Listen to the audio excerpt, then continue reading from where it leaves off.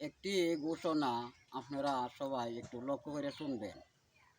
রাজমিস্ত্রি, কাঠমিস্ত্রি তারার বাড়িতে আনিয়া যারা বিল্ডিং ঘর তৈরি করেন, কি সিমেন্টের ফালার ঘর তৈরি করেন, তাহলে অল্প কিছু কাজ তৈরি যদি মিস্ত্রিরা যাইতে পারে তাহলে কিন্তু আর আইয়ে না।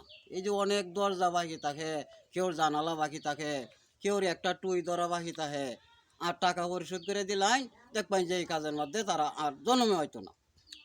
তো এক মিস্ত্রির বাড়িতে আমি এরকমই একটা কষ্ট করতেছি। 17 দিন আমি গেলাম, আমি যাওয়া মাত্রই কয় যাই এমনি আমরা আইতাছি, এখনই আইতাছি, এই খালি জোগাড়টা বেগে বরবাম করে এই যে ছায়াতা হিয়ার আইয়ে না। আজগাও কিছুক্ষণের মধ্যে আমি গেছি, আমার এই কথা কইছে। ওখন আমি এরম ব্যস্ততা হয়েছি, আমার মাথা আমি নিজেই ঠিক রাখতাম পারি না। ওখানে মাথা আমি গামছা দিয়ে বাঁধছি, বান্ধে এই বিচার আপনার কাছে দিলাম।